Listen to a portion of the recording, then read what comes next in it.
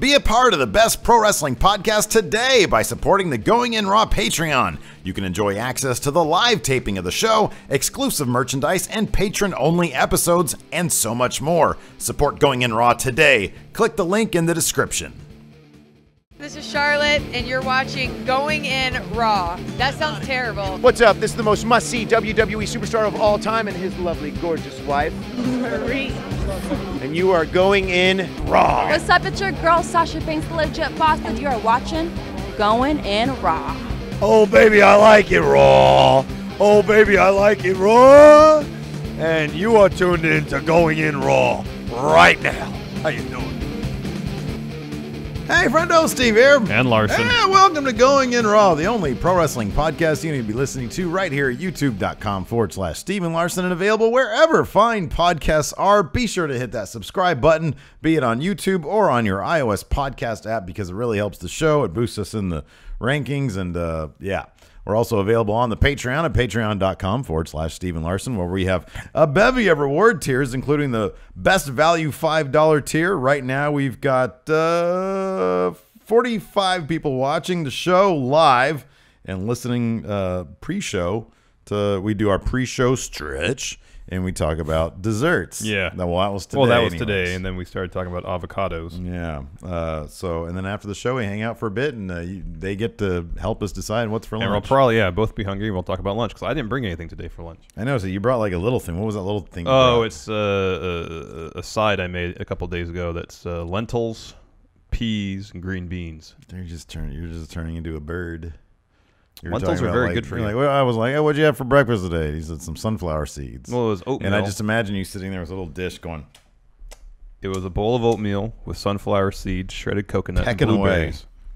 I know. You're just going to be immediately hungry, like by the time we talk about NXT. Oh, I'm already hungry. But that happens when I eat 4 eggs in the morning, too. Where can you find Going In Raw merchandise, Larson? ProWrestlingTees.com/GoingInRaw. That's correct. Do we still have 11? Shit, I have to send that guy I have to re-dragon my design. Yeah. Do it again, huh? I have to redesign my dragon.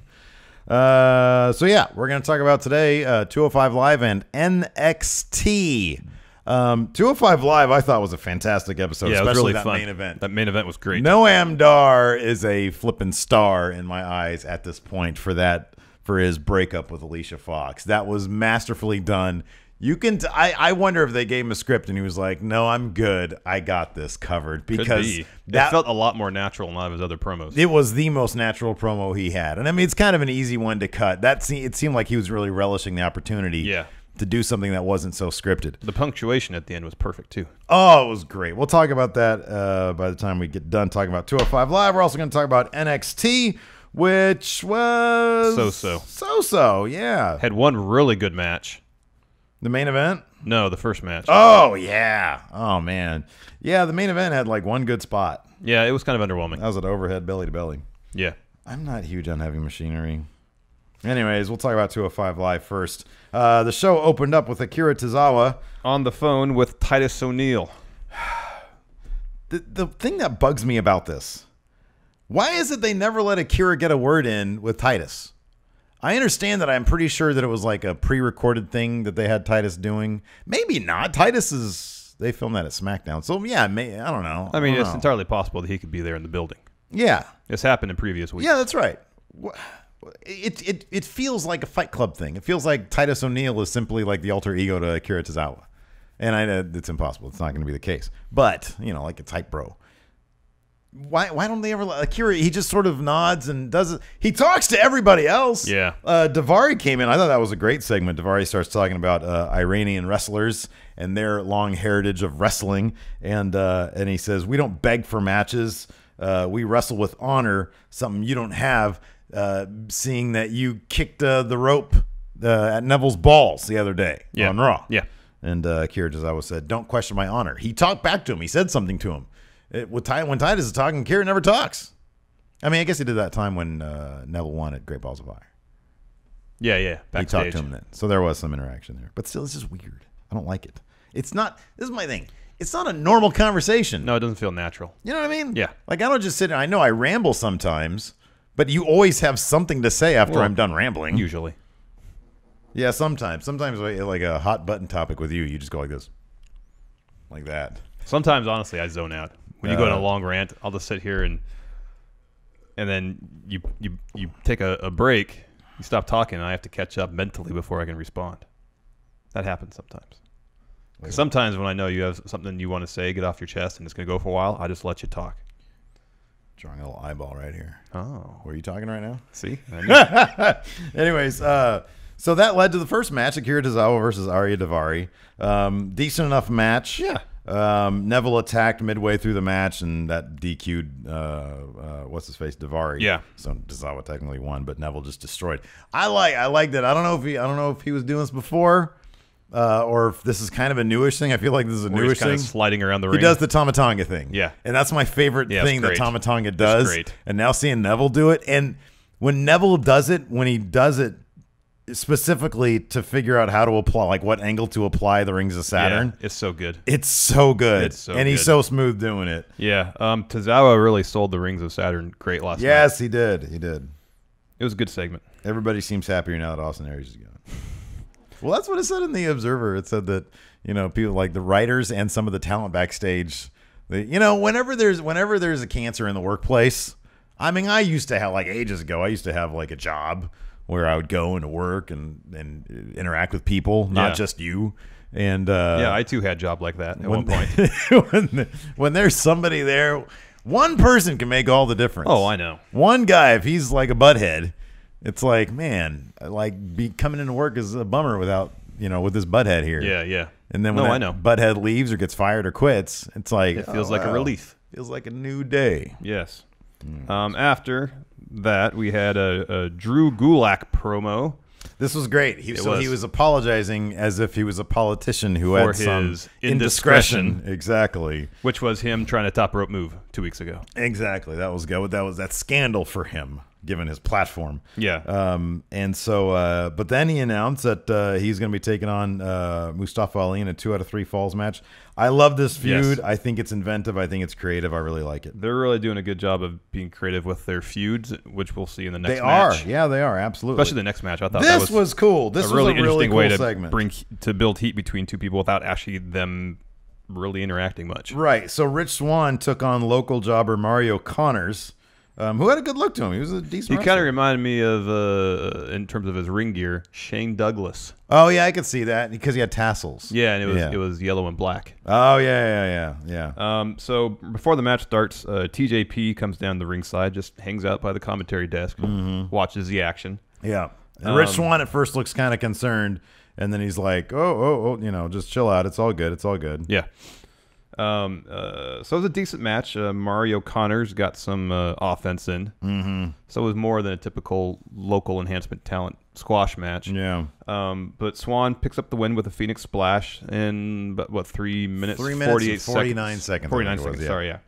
Afterwards, TJP gets on the mic and says, that's the best you can do, essentially. I could beat this guy quicker. I could have beat him in half the time. Yes, so he challenges Mario Connors to a match and says, in fact, that he will beat Mario Connors, who has already had a match, by the way. He already had a match. He was gassed. He was exhausted. Yeah, but quicker than Rich Swan did. But he's a trooper. Lil Nate said, he challenged me. He said, do you want to do this again? Do you want to fight TJP? And he said, I'll do it. I'll do it. Yeah. And then Perkins beat him in 28 seconds. I loved that. So Perkins was kind of toying with him at first, like understanding that he totally had the advantage on several levels. Yeah. But then the guy tried to roll up, got a 2 count, and then Perkins got pissed off. Yeah, and gave him a detonation kick. Gave him a really, really nice looking detonation kick. And this was full arrogant, heelish TJP. Yeah, this was good. He was proving a point. Yeah. To Rich Swan. And I think he felt good about himself. So I liked it. Like you said, it was a creative way to keep... 28 seconds was the time. To build heat between Rich Swan and TJP. Yeah, I liked it a lot. And it's not a heel-face thing, per se. It's right. Just, TJP was heel, but he's kind of on the edge now. He's on the fence between face-heel. He vacillates back and forth, seemingly sometimes by the segment, mid-match even. Yeah. So it's interesting. It's good stuff. I think this is a good... you guys probably remember me well... running down TJP back in the day. I said, turn him heel. They turn him heel. And now I'm happy Steve. Now he's got a real character. He's got an actual character. He's got like motivation and stuff. It's great. And I love the chip on his shoulder. He always mentions that he was the first cruiserweight champion. and that's something that he's obviously desperate to get back to. Yes. He's clinging on to that. Brian Kendrick came out again. He came out again as Jack Gallagher. It's so stupid, and I think with anybody else, I would be so over this. But Brian Kendrick, just by nature, is sort of a surrealist character. Yeah, and so it works for me. It's not going anywhere. It's his so motivation, stupid. or there's zero motivation. His trash talk to Jack Gallagher is completely unmotivated because I believe Jack Gallagher actually did MMA at one point. Yeah, if I remember correctly. So to say that he had never fought for anything, is ludicrous. Yeah. Like, I'm not an expert on Jack Gallagher's career, but I remember them saying at one point that he has some MMA experience. Yeah. So it's, I mean, I guess maybe if Brian Kendrick just never watched the Cruiserweight Classic or 205 Live ever, he wouldn't know about that. Yeah, it's really thin. You're right. It is really thin. But to get to see Brian Kendrick dress up as Jack Gallagher, and everything Kendrick does, he does full on. Oh, yeah. And so, like, he's fully invested. You know, like, a writer can give him, like, a half-cocked idea, and Brian Kendrick will at least make it watchable. The history of Britain was not watchable. It was weird. It was awful. It was terrible. I can agree it was awful, but at no point was I so, like, sometimes during Raw, I'm just like, man, I want to change the channel. At least with him, he's weird enough that I didn't want to change the channel, and I might be alone in that in that opinion. I'm just saying it's Brian Kendrick. He's a weird guy, and I'll hop on whatever weird train he's on, is all I'm saying. Anyways, they throw down. Jack Gallagher comes out. He defends himself, and he throws down with Brian Kendrick. Yeah, ends with Gallagher hitting a headbutt on Kendrick. He rolls out of the ring. Mm-hmm. Next up, we had our main event. Fantastic. Cedric Alexander versus Noam Dar in an I Quit match. When, I do think that the feud has gone on a bit too long. However, when you have an ending to a feud like this one, it makes it all worth it. Yeah. You know what I mean? Yeah. It's like, we were kind of complaining about this going on too long, and they really needed. But that was kind of the point of it also. Like, by the end, that was kind of the point. Well, they were referencing how long it had gone on. Right, exactly. Noam Dar was like, "Why, Alicia Fox, why are you extending this more than it should?" Which is like an almost meta type thing. Yeah. And so this was an I Quit match. And so there were number one, it was a really good match. These guys know how to wrestle each other. The finish was fantastic. There was a couple spots. That spot where Cedric put Noam Dar's hand into the turnbuckle thing, and started like going this. That was great. And yelling at him to quit. Cedric Alexander put in his best in-ring character work I've ever seen from him. This was more, and look, he's good. I like him. I think that he sometimes gets to the edge of being boring babyface guy. Not this match. Not this match. This match was This is what I kind of want to see out of him. Well, ever since he returned from knee injury, he's kind of had a little bit of edge to him. He's had a bit more edge to him. I agree. There was a lot of edge to him in this match. Absolutely, and it's not always him. It's if you don't have much to work with, then what direction do you take? Yeah. This he had a lot to work with. The I Quit match scenario for these two was fantastic. And it came around to the finish. I'm trying to remember what other spots there were where they were asking, because there's always an inventive spots where they ask. Yeah. I mean, there's a lot of spots where it seems like far too often Noam Dar doesn't or isn't given the opportunity to wrestle like he did in the Cruiserweight Classic, which is kind of the Zack Sabre type style. I think Zack Sabre is one of his trainers. Yeah. And so we got to do that a lot more this match. Putting him in submission moves, bending joints ways they're not supposed to move. Right. That was good. I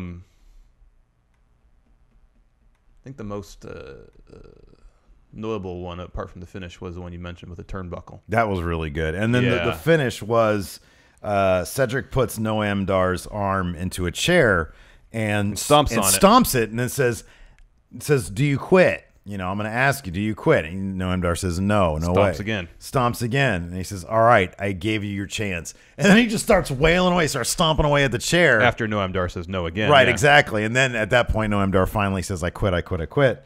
And Cedric Alexander wins. The attitude Cedric was showing afterwards was amazing. When he was asking him, he was saying, okay, I'm going to do this again. The intensity there was so much money. After Dar said no the second time, Cedric smiled. Said, okay. You asked for this. Yeah, those little things like him. it was the realization of all that frustration, and he was playing it pitch perfect, and that's the kind of blow off that I want to see. That's the kind of passion that I want to see on a regular basis from Cedric Alexander, because I honestly think for me it's him and Neville sort of neck and neck in terms of guys who could easily. When I first heard this on I Quit match, for whatever reason, I thought in my head, oh, loser leaves town match kind of thing. Oh, and I was thinking that, man, Noam Dar might go over here and Cedric might bounce up, because I think that he's number one, he's bigger than most of the cruiserweights. Yeah, and he could totally springboard up. Oh yeah, easily. Especially after this performance, I was like, man, 205 Live should not be his ceiling. Like, I want to see that strap on him. Yeah. But I want creative to keep on giving him things like this. Oh, exactly. That can work for him really well. I mean, ever since the Cruiserweight Classic, I've been saying Cedric Alexander. He probably has the most potential in terms of his as a heavyweight. Yeah, in terms of his in-ring ability, absolutely. I just hadn't seen it in his character. Oh, watch the match he had with Kota Ibushi. No, I know that, but that's different. That's totally different. No, I know, but in terms if you have a story that you're being given, can you run with that? The story that they told was amazing in the Cruiserweight Classic, but there were a lot of really good stories in the Cruiserweight Classic, and that's a one-time limited deal. You need to do that on a regular basis, and I hadn't seen that since the Cruiserweight Classic, and that was the problem. Yeah. So I could see him going up to Maine like easily, but I don't know if that's the course that they want to plot with these guys. That was one of the things that apparently Austin Aries was upset about, was if you're on 205 Live, you're on 205 Live.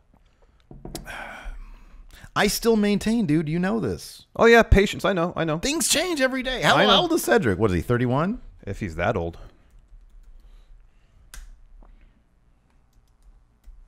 Come on, Internet. Help me out here. Never mind, he's 27. There is a lot of time left. Oh, yeah. There is a lot of time I know. left. I mean, I to a certain degree, I understand Austin Aries' perspective. He's getting up there in years. Well, he's old. And, you know, I don't know. He obviously thinks very highly of himself. Yeah, absolutely. And if he thinks he's not getting the value from his work that he wants, then okay. Well, yeah, that's fine with him. People don't like him, then good for them. Well, yeah, that's the downside of it, is that you're not well liked. I mean, maybe if he was like a super nice guy, you can go in there and say, look, man, everybody loves me. Hook me up. Give me the main roster. And they're like, well, actually, you're like 4 feet tall, so no. Let's see here. So let's talk about, at this point, I love how he transitioned from saying I quit, Cedric leaves, yeah, and then Noam gets on the mic and starts saying I quit, even when he says I quit you. Yeah. Talking to Alicia Fox. Yeah.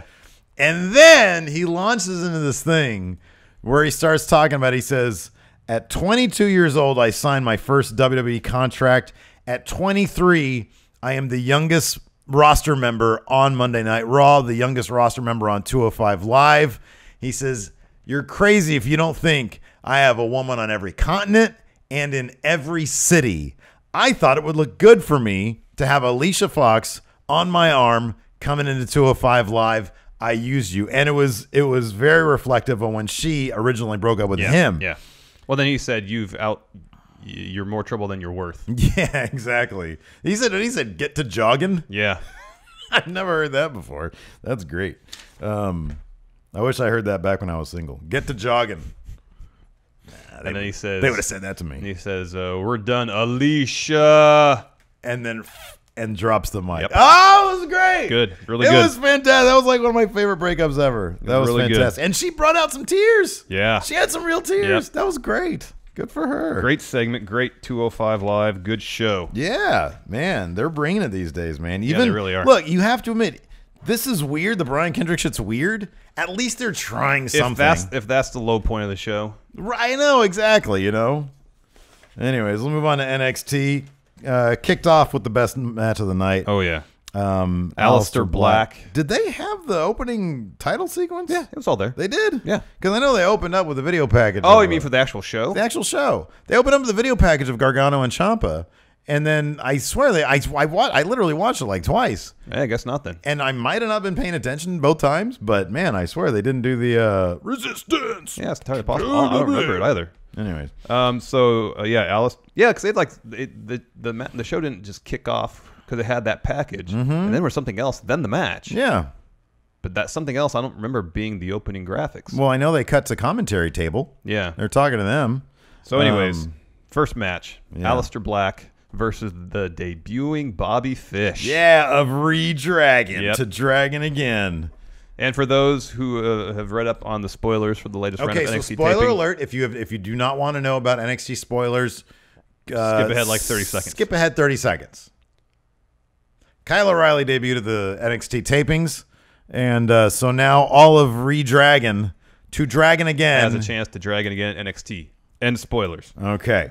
Yeah, this was a fantastic match. This was a real... I can't get enough of these Aleister Black matches, dude. I can know. watch him fight anybody. I know. Every match, they're slowly bringing new aspects to his character. Yes, exactly. They're unveiling his character through the in-ring work. I'll be honest. The one thing I don't like is the moonsault flip he does because he doesn't grab onto the ropes.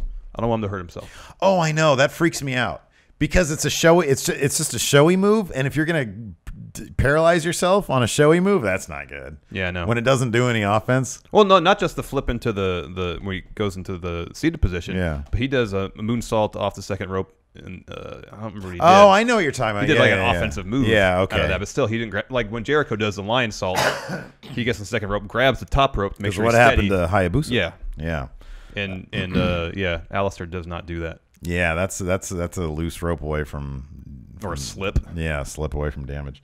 No, I agree with you on that one, but it adds to the edge. Oh yeah, man, it looks great. Oh, I love him so much. When there was that one moment, I think he smashed him with, I don't know, a kick or something, and Bobby Fish was down on one knee, and Aleister Black like leans down and smiles at him and glares at him. But it was a very subtle smile. It was very subtle. There's nothing like overblown about him, but man, he's great. God damn it.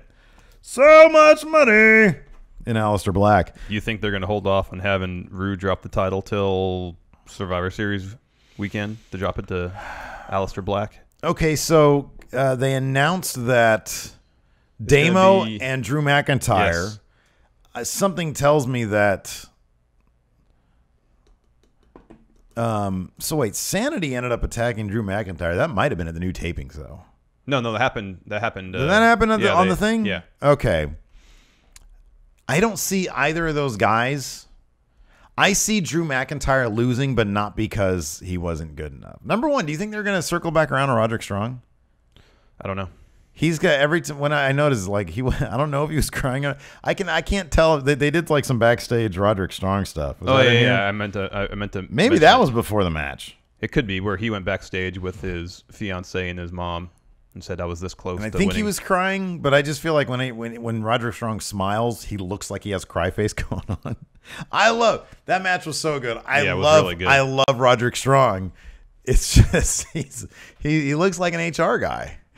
Totally, he looks like a fantasy football guy. Yeah. Hey, you got your fantasy football sheet? Yeah, man. I told you. I don't know. Are the Dolphins any good anymore? Just give me your sheet, dude. Okay, Yeah. here. And the answer is no. The Dolphins haven't been good for a decade. They're still crap, right? Yeah, they're still. Did they have a good They're season? mediocre. Did they have a good season last year? Mediocre. Okay. Better than 500? I don't remember. Okay. Mediocre. All right. Anyways, Aleister Black went over Bobby Fish. Oh wait, we'll talk about we'll talk about that during the title scene during the Bobby Roode segment. Okay. Aleister Black went over Bobby Fish with a net. God damn it, I love that black mass. It is so big, and especially when he digs up their head with his foot. He digs up the head, and Bobby Fish did a great job of this. He holds onto his leg as he's coming up. And I've seen other people do it, but Bobby Fish did it so good. Bobby Fish is really good. He comes up with it, and he just gets murdered. Yeah. Murdered with that black mass. Yeah, I fucking love Aleister Black. That looked like it could have hurt. Oh, my God, that was so good. He hit flush. Yeah. Dropped him. And what did Nigel, number one, I also like this. Nigel did not rip into Percy at all. Yeah. And it makes me wonder if they realize that it's awkward as shit when he does that. Yeah. Because Percy never fires back. Percy seems like just a happy guy to be there. And then you got this British guy. And I love Nigel McGuinness. Nigel McGuinness used the term sack of spuds. Yeah. Instead of sack of potatoes. Yeah. So that's how we describe Bobby Fish selling the black mass. Yeah, it was great. So Bobby Fish loses his debut match. I don't think this reflects at all on what they have in store for Bobby Fish. I think it reflects entirely what they have in store for Aleister Black. Yeah, I think you're right about that. However, in terms of Bobby Fish as a singles competitor, I think it does reflect what they have in mind. Short term, yeah. Short term, and I think if they bring in a special friend of his, which we've already talked about in our spoiler segment, then I think that's where he's going to find a success. Yes, at least short term, yes. Yeah, I mean, dude, there's way too many singles. We talked about it. There's way too many singles I guys. know, but I can't imagine if they were to bring in his friend, yeah, who has had some pretty good success as a solos competitor. Yeah, that at some point he would not want to be a solo competitor again. Well, when you say short term, then you mean for like 2 years. Well, I mean at a year. least. I mean a year. Dude, they're not going to split. They're not going to bring those guys in together and then split them up after a year. Why not? Why would they? If they're a successful tag team. Well, yeah, there's mitigating circumstances, yes, but in a year, Bobby Roode will not be there, probably. Aleister Black won't be there, probably. If they bring in, if they Dragon again, dude, if they do that, Dragon again is going to be a tag team in NXT just long enough to win the belts off of the Authors of Pain, and then they're headed straight to Maine. I don't know. I think War Machine's going to take those belts off of Authors of Pain, if anybody. Wouldn't that be a hell of a match? Oh, that'd be fantastic. That'd be so great. good. Hey, if that's the case, then To Dragon Again is heading up to Maine way before that. Then. Could be. Because that's a tag team. That's a tag team that's been around for a while. Which is maybe one of my thought I was thinking that maybe they would not want to be all in on a tag team again. Like if they go in. Oh, Redragon? Yeah. Oh, I don't know. Yeah. I don't know. I mean, my thing is this. As everything is in the WWE, they figure it out as they go along. Yeah. I would imagine they're probably going to put them together at first, see where it goes, and then figure things out from there. Yeah. I would just the singles, especially like on both main roster and SmackDown, Raw, and NXT. Oh, there's so much competition already. Yeah. There's less competition in the tag divisions. I understand that, especially on NXT. I mean, Ty Dillinger has a hard time getting on friggin' TV. Mm-hmm. What are they going to do? Anyways, so yeah, there was great. a lot of segments on NXT last night that were apparently on WWE.com. So a lot of the episode kind of felt like, I don't want to say filler, because if you hadn't seen it on WWE.com, you probably hadn't seen it. Right. Nonetheless, it wasn't necessarily exclusive to this episode of NXT. For example, there was a backstage segment between Cassius Ohno and Hideo Itami. Yeah. Where Itami was telling Cassius it was his fault that they lost the tag match against Sanity. Yeah. And Ohno was frustrated and had enough. Cassius Ohno can read any dialogue and be convincing. Yeah. But the interaction between these two, they don't really have very good chemistry together. Like Hideo Itami says, it was your fault when clearly it was his. Why didn't Cassius Ohno at that point? Like, you need to write dialogue that makes sense. Yeah. And Cassius Ohno just said, he stopped, did a dramatic pause. He did what he could with the dialogue. And he said, you're always blaming other people. Like, if it was me, I'd say, what are you talking about? You didn't tag me in. That's a natural thing to say. Yeah. Like, figure your shit out, Hideo. Yeah. Anyways, that's probably he'd for Brooklyn. Definitely. That's going to be, That's going to be Brooklyn. Yep. That'll be a great match, too. Yeah, I know. That'll be a good one. Looking forward to it. What'd you think about the street? Well, hold on a second, man. No. What? On your notes, you called them Prophets. It clearly said profit as in money. Sorry, I missed that. The Street Profits. Let me ask you something. So they were roaming around Full Sail backstage or just roaming around the concourse, I think. Or the Performance Center, one of the two. Yeah, one of the or two. Both. And there was a guy in the background who took issue with them being there. Was that a shoot or a work? If you say a work, you're a fool. That was a shoot. Yeah, the whole thing felt like a shoot. Like that part where they're talking and the car alarm or whatever goes off. Yes. There was still like it's God damn, what are their names? It's who are the Street Profits now? I knew both their names. Yeah, me too. All right, we're gonna look them up. Street Profits NXT. Here we go. It is the team of Montez Ford and Angelo Dawkins. Okay. Yeah. Angelo Dawkins has had a few matches on TV. He's been around. Yeah, he's been around for a while, yeah. And I've heard good things about Montez Ford. Is that his name? Okay. I liked this. It was silly. It was cool. It was like shot again. Their version of the backstage segment is the iPhone vlog style. Yeah. And it was like the lights were out, so it was like extra like grainy and stuff. I know, and there's like the last part of it was really quickly edited, and there's all sorts of crazy looking stuff going on. This is gonna be. They might be our going in Raw wrestlers of the year. Like if this keeps up, there was some guy in the background saying, "Why are you guys? You guys shouldn't be here." And they're like, "You shouldn't be here." Yeah, but it was like they're staying in front of an elevator or something, and there's like an alarm or something going off somewhere, and they stop. Yeah. I mean, their chemistry together is great. I know, exactly. I love that shit. That's great. Anyways, let's see here. We've got next up, Patrick Clark comes out wearing a woman's blouse. He's leaving Full Sail, and he gets accosted by Interview Bot 2.0. Yeah. And he's like, he's the one that he talked shit to before, and he didn't recognize her immediately. He thought she was a fan. Yeah. And says, "I don't give autographs." And she's like, "No, I'm interviewing you." She's like, "Oh, I remember you." And he's like, "You think this is the place to conduct this interview?"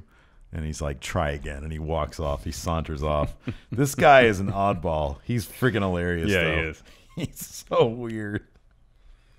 He's got a crazy looking body too. Oh, like, I know. Man, that dude. He's young too. Oh, is he? He's young like dude? 22 or something like that. Oh my gosh, that's crazy. Yeah, he's super young. How old is Patrick Clark? Oh my God, he's 21. 21. Gee, Willikers. Man, that is young. He's good though, man. I like him. Next, Vanessa Bourne versus Jamie Hashi. It was a Mae Young Classic qualifier. Yeah. I did not recognize either of these people. Nor did I. I didn't know which one was a Performance Center person or which one was like an indie wrestler that we're bringing in. I'm assuming Vanessa Bourne was an indie wrestler. I think both of them are. Oh, really? Okay. I think so. All right. Because they said Vanessa Bourne used to be a cheerleader for the Phoenix Suns. Oh, Arizona no Cardinals, kidding. Which I can kind of tell based on some of her mannerisms. Okay. And then Jamie Hashi. She was a bodybuilder? Fitness person? Competitor, yeah. So bodybuilder. And then she did something else too, they said. Not the cleanest match in the world. No. But Vanessa Bourne has some personality. She went over. Her finisher was interesting. It was kind of like a cradle powerbomb looking thing. Yeah, I like that. That was yeah. Good. Yeah, that was good. But yeah, kind of a messy match. But that's okay. Vanessa Bourne advances.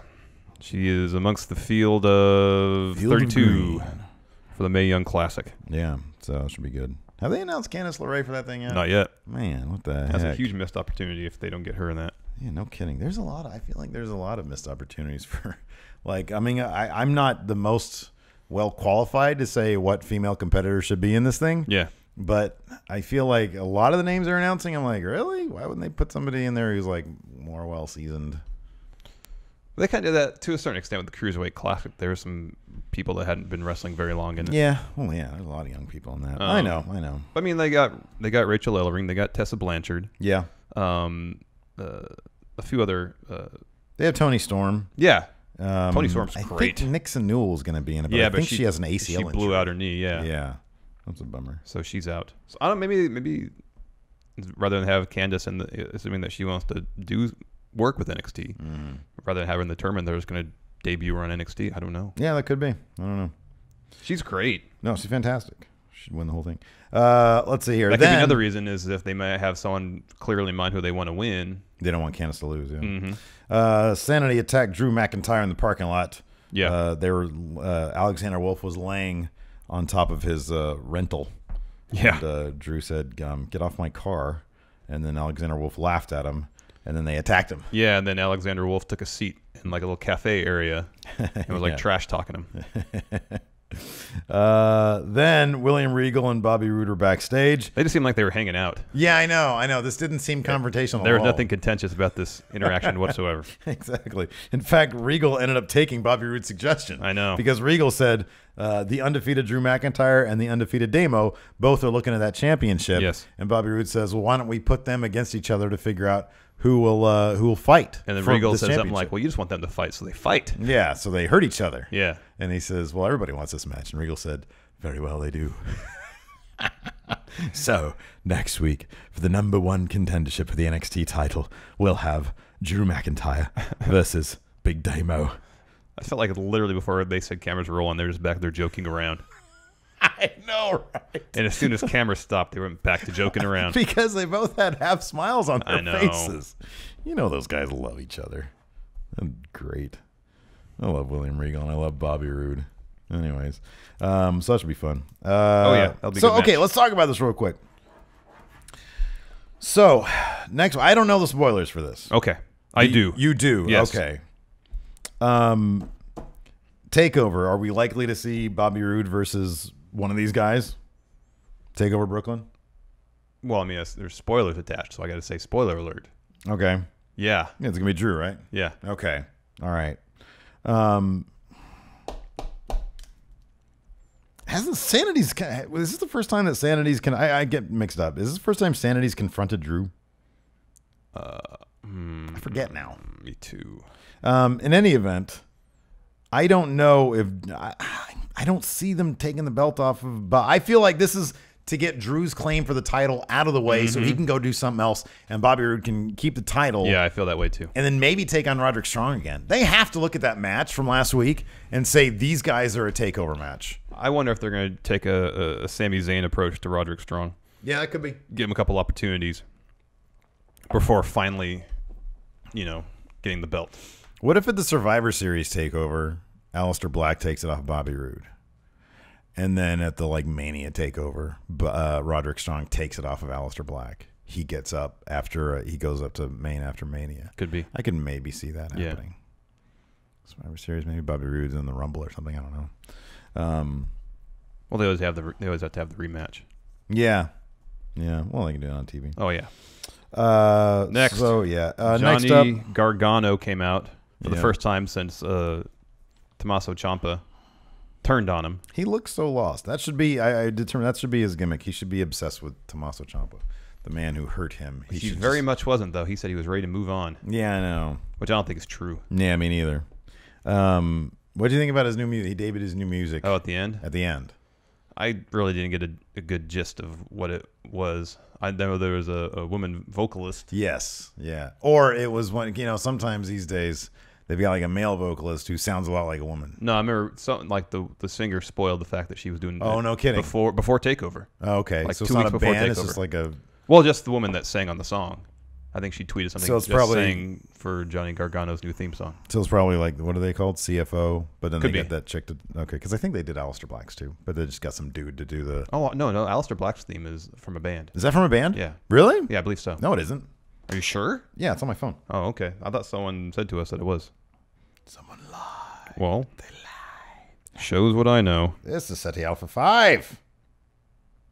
Anyways, what happened next while I look this up? Oh, next main event: Heavy Machinery versus Authors of Pain. Man, I like Authors of Pain, but I think their matches. CFOs. Okay, their matches work better against. We were listening to a little bit of a Kevin Nash shoot interview, where he's talking about nerds wrestling against Bob Backlund, and Kevin Nash said, I think my matches are better when I wrestle people that move a lot, and I think that's the case with Authors of Pain too. Yeah, no, I agree. I mean, they hype this up to be a big Haas battle. Nobody has matched up physically with Authors of Pain. This is kind of confusing. You know how the Authors of Pain, they'll start barking out words. They'll be like, "Rah!" One guy is from the Netherlands and the other guy's from Canada. What language are they speaking when they're barking out their words? Because it never sounds like it's English. Well, I mean, I guess the guy from Netherlands could be speaking Dutch. Yeah, but it seems like they're barking at each other. I don't know. Maybe they don't care. They're just like, you're barking, I'm barking. They look a lot alike. It's weird that they found two guys from very disparate places. Yeah. That look so much alike. Was that just fortuitous? Did they just show up at the Performance Center? Holy crap, are you guys related? Are you guys cousins or something? No, I'm from Netherlands and he's from Canada, so no, it's not possible. Well, we're going to put you together. Are the Ely brothers? Are they actually brothers? Or are they from different countries too? They literally look like the same person. Question, man. They literally look like the same person. Pretty sure they're twins.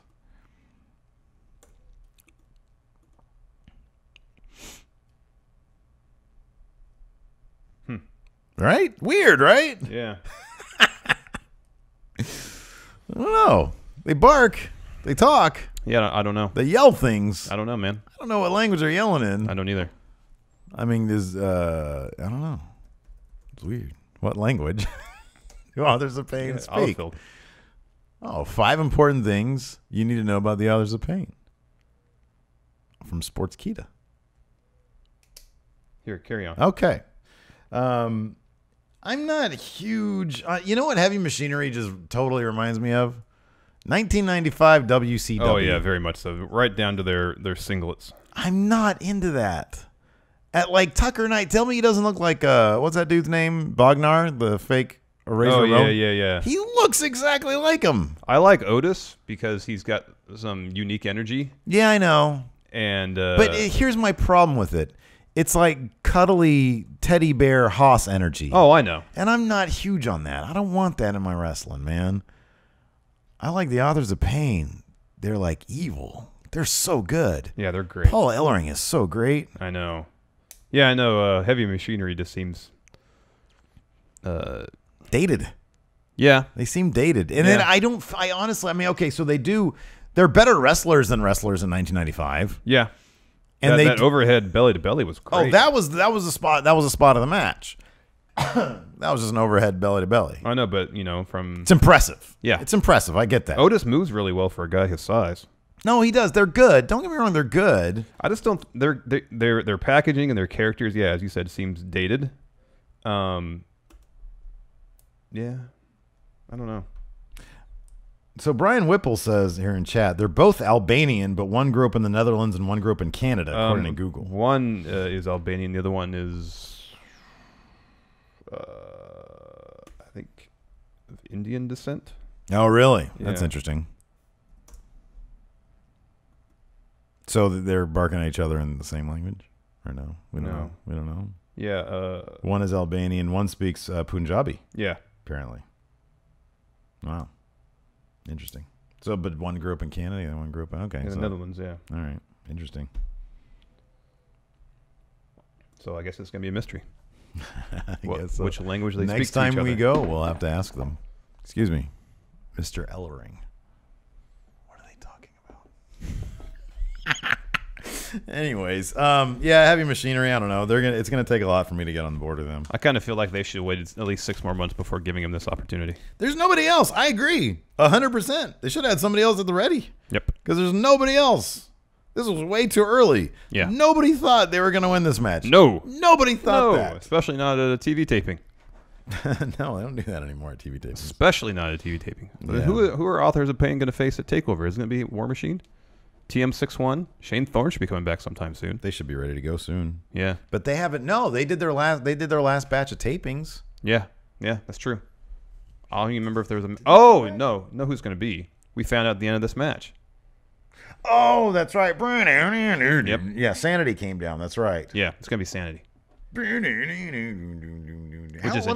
long do you think Authors of Pain are going to be stick around at NXT? They're ready yesterday. Yeah. They're so ready. I mean, they were ready a month after they debuted. Yeah, I know. I would guess till Mania next year, because it seems to be that's when they're bringing people up. This day after Mania. Yeah. I mean, it's not unheard of to bring people up sooner. I mean, we still need to know who attacked Fashion Police. It's not the Authors of Pain. No, it's not. It's weird though. It's Authors of Pain are going to Raw. Well, I don't know. They got the club over there. They need to turn the club face. They'd be over his faces. Yeah. Team up the club with Finn Balor. Yeah. That'd be huge. It's a freaking no-brainer. Love chat to that. Oh man.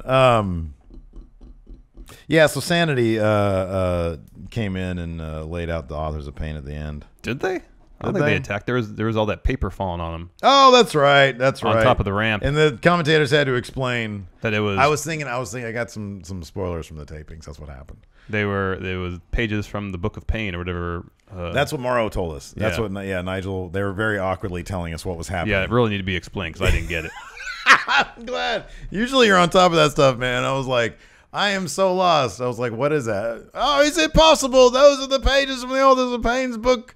What is it called? The Book of Pain? What are they called? And I'm like, wait a second. Well, those pages are blank. I don't see any writing on those No, pages. there was something on them. Was there? Yeah, I think Where so. can I get their book then? Where can I get their I don't manuscript? think it's available. I mean, I think Paul Ellering needs to self-publish Yeah. if he wants to be released. It's gonna be on Kindle exclusive. And then Morrow was like, "Oh, they're eating those pages, Mamma mia!" And Percy was just confused as us.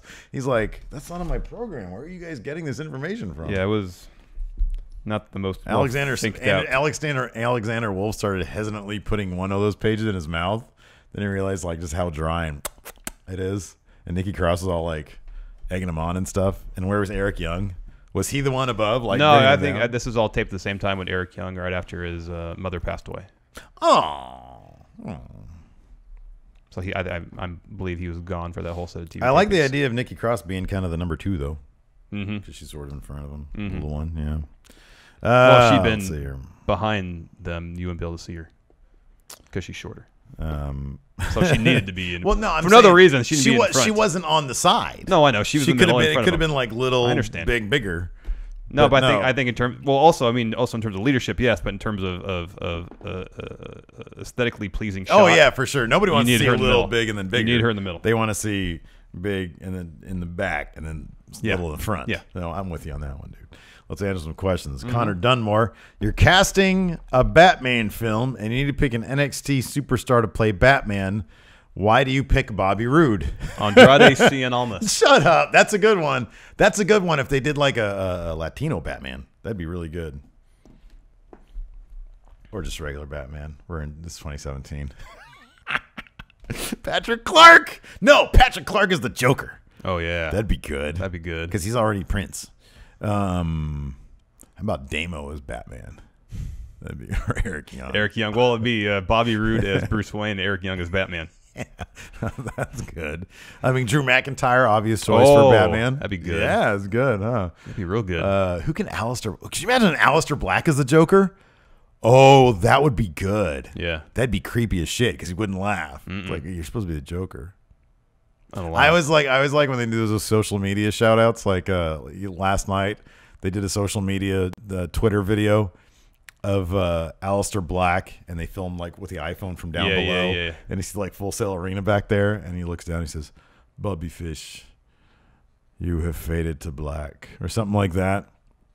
And it's just cheesy because there's like students walking around. What are they doing over there? Is that like what are they doing? What are you doing?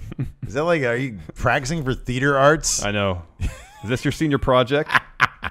He's like, it's cold out here. can't do CM his Punk accent. finds it insulting. It's been rumored for a while now that WWE is planning a women's Royal Rumble match. That'd be cool. Yeah, that'd be cool. Who would you book to win it so that it feels just as important? He would have Asuka debut in the Women's Rumble, win it, have her eliminate 13 people to break Roman Reigns' record, and go on to face Charlotte at WrestleMania for the Women's Championship. What do you guys think? I mean, that's as good as any, I guess. That's a great way to debut. And if Asuka. not Asuka, then Charlotte. Charlotte faces Charlotte at WrestleMania. No, Charlotte wins the Rumble. I like that.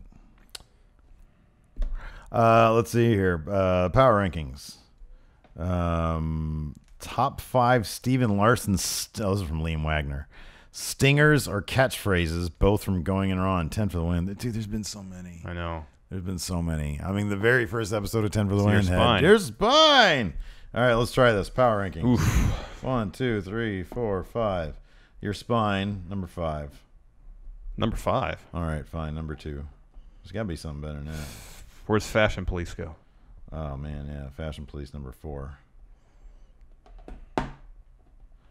You're erect at number 5. I find it funny. I find it 5. I did funny.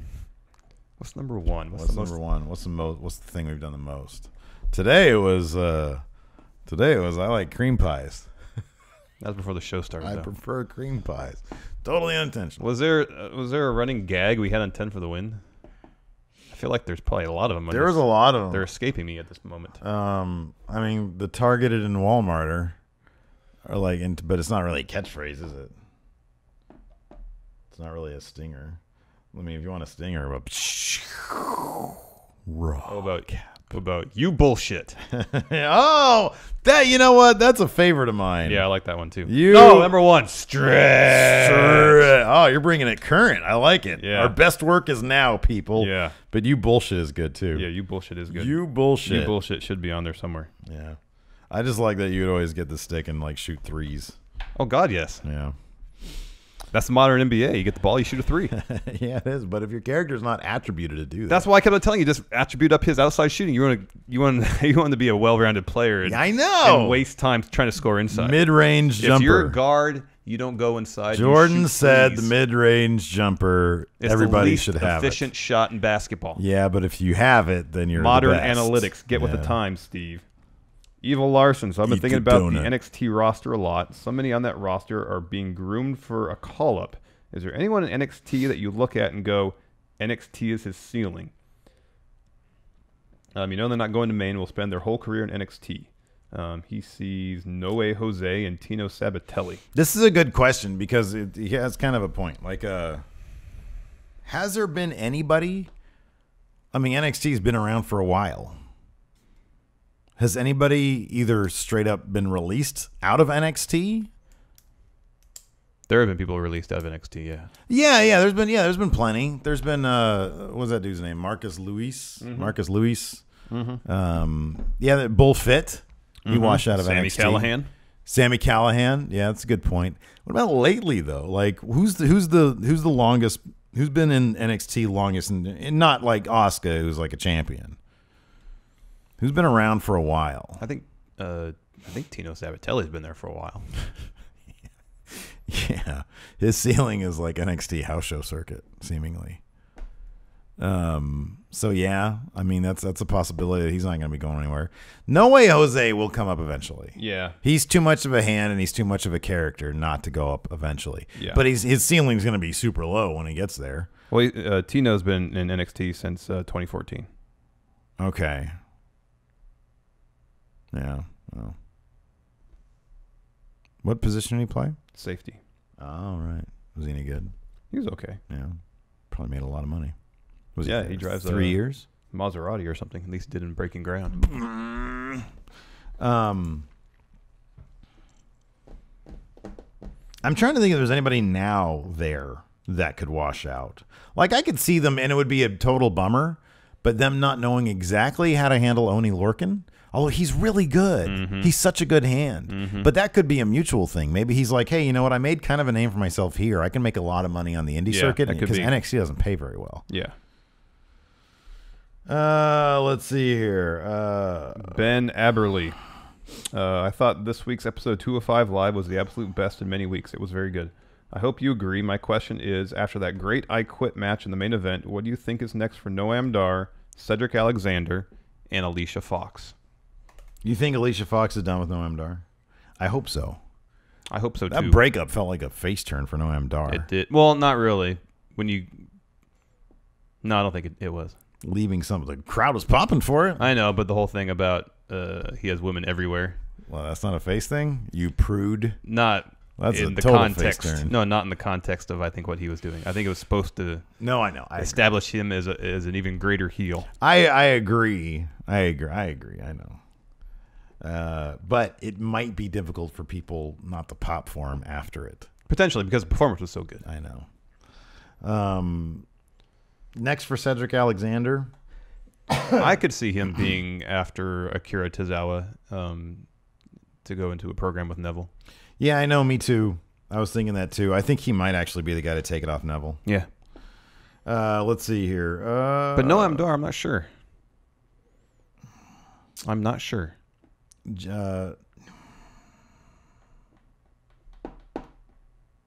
Maybe something with Mustafa Ali once he's done with Drew Gulak. That could be. I'm trying to think of other faces. Yeah. Maybe. Or maybe he'll go on. I don't know. Gene the Grappler, do you see more guys leaving 205 Live like Austin Aries or more guys to fill the roster to boost ratings? I don't know if people are going to leave like Austin Aries, but they're going to get to a point where, like Nothing Neville, left to do. Like Neville right now, who's having a huge breakout as a heel. Mm-hmm.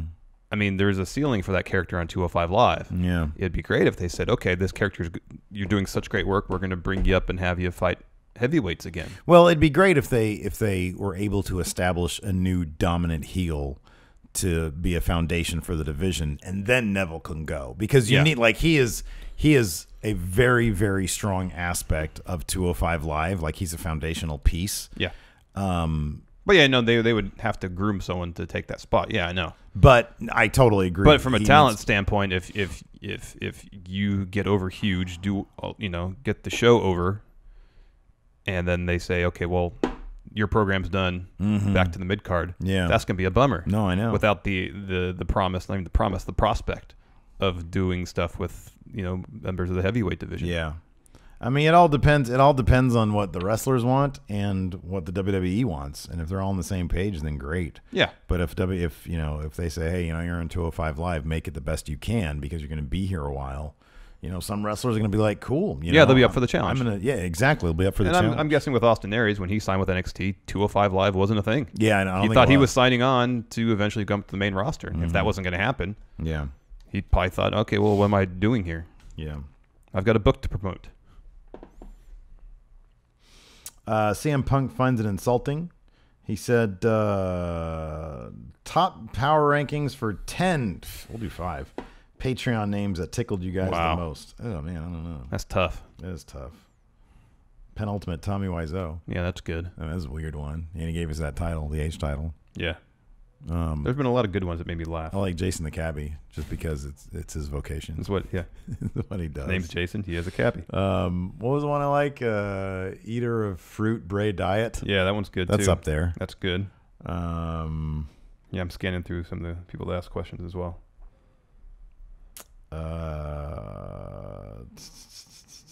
There's a lot of good ones. It's hard to... I know. Like, we say some of these so often, I just completely forget. I'm just trying to think back of the times when you were reading off new pledges and I would laugh. Oh, yeah. But, There was one spell of, like, a lot of Charlies, but I'm pretty sure that was the same person trying to scam the system somehow. Like, they would pledge and then de-pledge and then pledge whenever there was, like, a live stream. Oh. But, I mean, I didn't really notice that, like, a lot, so I was like, whatever. Okay, congratulations. You're scamming the system. 2-time Philadelphia Flyers champion Jake Riley. What is a more likely scenario? Asuka losing the NXT Women's Title to whoever wins the Mae Young Classic, or Asuka vacating the title to enter the Women's Royal Rumble? The latter. Man, I really want her to vacate that title. If they don't do that, they're missing out on a huge opportunity. Yeah, it's Nobody the latter. wants It's to see her. her lose, it's man. her to enter the Women's Rumble or just come to the main roster. So they announced next week should be interesting. They got Ember Moon versus Ruby Riott. Mm-hmm. I haven't looked at the spoilers for that, Oh, though. Brigadoon. I'm wondering if you'd listened to the second part of Bayley's appearance on the Stone Cold podcast yet. I get the sense that at least some of her current booking issues are stemming from the fact that she doesn't really seem to be in love with the Bayley character anymore. Just interested in your thoughts. I haven't listened to it yet, but I read a little bit about it. That she tried pitching Triple H some changes. Yeah. And Triple H said, well, you have to talk to Vince about all that. Yeah, that's right, yeah. And Stone Cold, said, be careful what you do because after his heel turn, yeah, he kind of, from all indications, he kind of regrets doing that. Yeah. There's always the caveat that he said, I had fun doing it, but, I mean, from a business standpoint, it probably wasn't the smartest thing in the world. Yeah. Shit Twins advocate Alex Carenti asks, how good is William Regal right now? In his opinion, he's the best authority figure in WWE. He's great. He's the freaking best. Nemo, NXT was the first time I saw Bobby Fish. Do you think that new wrestlers losing their debut give the wrong impression to people who are new to them? Wait, I'm sorry, what? Nemo, NXT was the last time he saw, or the first time, sorry, he saw Bobby Fish. So he asked, do you think the new wrestlers losing their debut give the wrong impression to people who are new to them? Hard to argue against that, right? Hard to argue against that. Yeah. Guy comes in, starts dominating, you're going to have a different opinion of him than somebody comes in and just gets dropped like sack of spuds. In general, I'll say yeah. When Bobby Fish came out, he got decent pop. Put forth a really good effort against Aleister Black, and knowing that Aleister Black is going to be a top-of-the-card guy in the near future, that kind of lessens the impact of Bobby Fish losing his first match, in my mind. There's a lot of context to keep in mind. I agree. In this specific case. It's a lot different than... 'cause I'm not that familiar with Bobby Fish's work either. I think the first time I saw him wrestle was at the WCPW show.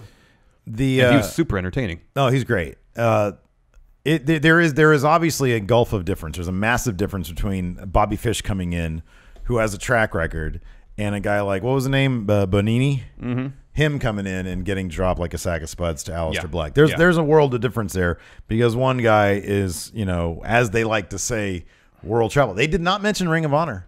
They mentioned New Japan, which is weird. Maybe they understand that they have like a wealth of Ring of Honor talent that they want their hands on, and they don't want to just come off like, hey, we're getting all this Ring of Honor stuff. I know. And put them over too much. But yeah, I mean, the point is taken. I think, that Full Sail crowd. I think this is it. The WWE has to understand. I'm giving them the benefit of the doubt here.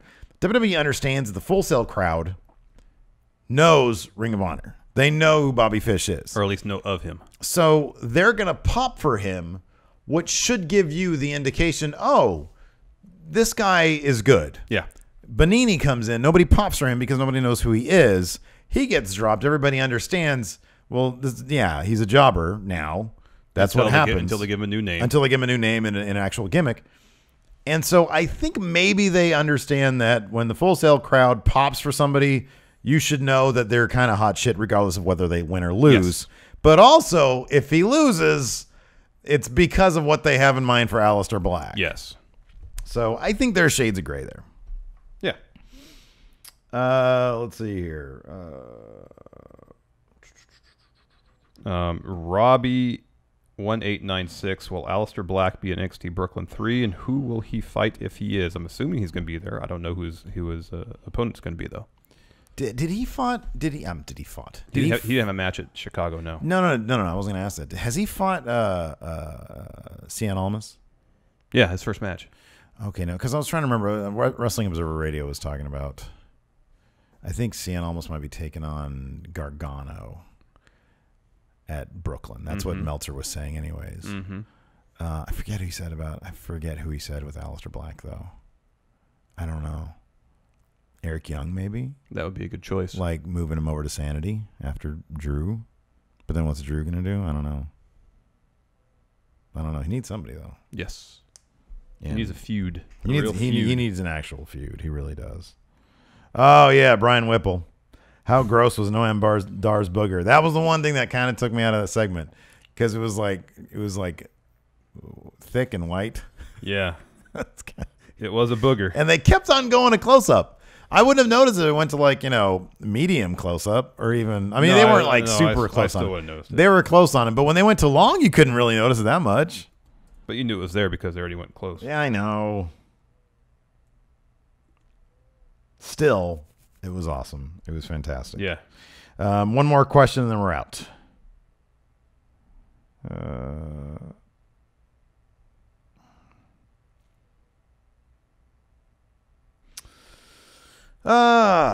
Ember Moon's weed dealer says, I just realized everyone in Sanity is not American. Do you think when they get called up, Vince would repackage them as an anti-American stable? Probably not. I don't think so. Their gimmick is already so well defined. Yeah, they're super polished. So I don't really see that happening. No. I think the whole, anarchy, chaos thing, whatever you want to call it. Yeah. Is probably they're just going to keep with that direction. Just guys who want to create chaos. Exactly, yeah. You got anything else going on over there? We'll do this one more as another Sandy question. Okay. Super Nerdy Sama. It looks like Sandy is in a weird limbo in regards to starting a mini feud with McIntyre and a tag team feud with Authors of Pain. Do you feel this tweener role will be where they find their success? And also he asked, where is Eric Young? I think, again, I think it was his mother passed away recently. There's a lot. I mean, there's a lot of things they can do with Sanity. There's a lot of combinations there they can use. Eric Young, obviously, singles dominant wrestler. Damo, singles dominant wrestler. And then you can tag any number of those guys up together. And, of course, Nikki Cross. So, yeah, I don't know. I don't know if it's a matter of them. It's NXT, so I feel like they do have a solid idea as to what the direction they're going in is. Yeah. If this kind of booking was happening on the main roster, I would be more apt to say, yeah, they have no idea what they're doing with them. Well, also, I think Sanity can just kind of exist above heel face if they have a plan. Yeah, that's and that true. plan includes dominating NXT by having all the belts, and that's the plan. Yeah. Regardless who has them. You just don't want to start entering into Wyatt territory. Oh, I where know. He's just losing all the time. I know. But then I'm not sure if Eric Young, they might have main event plans for Damo. I don't know. They might view Damo as kind of another Braun Strowman, not monster, Frankenstein monster like Braun Strowman, but the same kind of dominant guy. Yeah. I could see them having plans for Damo in that respect, the same way Braun was in the Wyatt family. But I don't know if they have main event plans for Eric Young, for example. Yeah, I don't know. I just think he's going to be a troublemaker. Yeah. For good or bad. Anyways, that's it for the show. Patrons, stick around, and you can tell us what to do for lunch. I'll probably just eat here. I don't know. Oh, you didn't get anything, did you? You didn't bring anything, did you? I didn't bring an entree. Okay. I brought a side. Very good. So we'll figure that out. And thanks for watching. Tomorrow we got the dirt sheet. Yep. Until next time, we'll talk to you guys later. Bye.